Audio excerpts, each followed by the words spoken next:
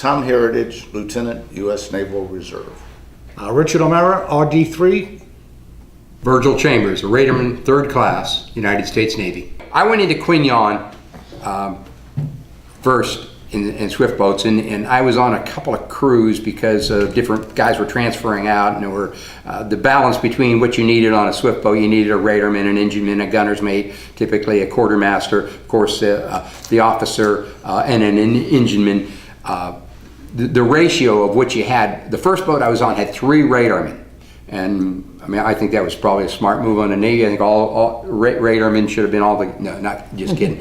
But I got transferred up, and I got on a crew that then went down to Catlow. The war zone. The war zone. Actually, I'll admit, Quignon was different than Catlow. Catlow was a scarier place than Quignon, but I know there were other places with swift boats that were even scarier. Antwerp, right? But I went from Quignon down to Catlow, and I got off the boat, and I was there, and I was going into the chow line, and I heard this boisterous voice, and I go, "Who the hell?" And here's Rich O'Mara walking down, just like he just got off the Bayfield, telling everybody what to do and where to go and what's going to happen next. And I looked at him, I said, "O'Mara," he says, "Holy hell, they let anybody in this outfit." And so we met, and it was just sort of, but it was a good feeling because the relationship we had on the Bayfield was a good relationship. And I felt, even though the crew that I was with, I bonded, I mean, I had a good relationship with my crew, but here was somebody that I had a longer relationship with. So, Yeah. yeah, a Bayfield sailor, right? Yeah. And that's it was a different feeling. And then I saw him walking on the dock one day, and I said, "God damn, Herritage! What are you doing here?" And he was just being Tom.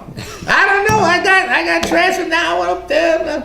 That's the way he was. Well, we were there in Antoy, and I think I ran into y'all. We took the 94 boat up. That's where I think this occurred.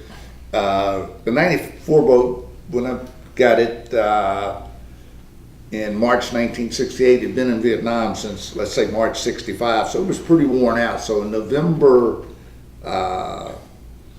68, we took the 94 boat from Tippecanoe into Vung Tau. That was about a 400-mile run. They had stripped the boat completely. This is memorably, because you took all the radios off to keep the good stuff down. And I do remember this, notable.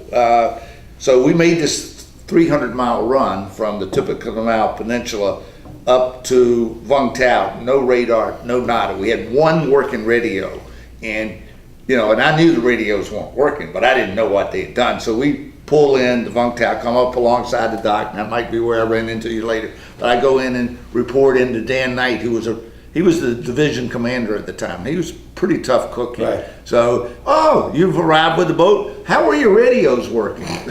"Oh, sir, they were working just fine." "Well, let's go down and look at them." So he went down and took the casing off the single sideband. Nothing there. "Oh, your radios work." Oh, I said, I knew I was in trouble. But but we want you to know, and we want you to go back and tell your people, we know what they're doing. Don't send up here gutted radios. Yeah, we're trying to overhaul a boat, not build a new one. So, and then I think I ran into you guys there on that trip. Yeah, I think Rich told me that Tom was here, and I go, "Get out of here." I figured small world, right? Well, we ran into Perry out in the river too. They were other Bayfield sailors, yeah. Yeah, we ran into another guy out there, but we only saw him one time, and he got wounded pretty badly. Yeah. Was he on? He was on a one of those mother boats. Yeah, no, he was. We met him out there, but he was on a Monitor or one of those things, and he got pretty shot up. But I remember meeting a lot of different guys when we'd go up the rivers. And for example, Thanksgiving dinner, we would go to what the heck kind of boats were those things? They were just APLs. APL, sorry, APL in the middle of the river. And we would go on and we'd be able to shower, we'd be able to eat, and it was a real treat to get on a big boat like that after bouncing around with a Swift all the time. But and I didn't like them at all. I thought the Army guys were really nuts, and I stayed on my boat. I felt very safe on my boat. I really did. I spent even when I was in the base, I would sleep on the boat as opposed to sleeping in the barracks. Because we had a lot Oh, I of, did that too. lot of guys running around with guns in the barracks that shouldn't have had them, you know, like the postal clerks. And, yeah, seriously. So, you know, and they're playing around with their guns, and I was better off on my boat. And when I was down on APL with the Army guys, I'm not accusing them of choking some weed, but they were doing crazy stuff. I would agree with that. You Yeah, didn't yeah. want these non-trained Right. personnel on your boat, because we had that problem in Antoy as well. The Army guys would want to ride the boats, and Right. they'd been on the boat, Right. and the guys from the Coast Guard, what did we call the CIC Center? What was that called? Sepia? Sepia, yeah. Sepia was the, Yeah, control. Anyway, so they'd like to get out and ride the boats.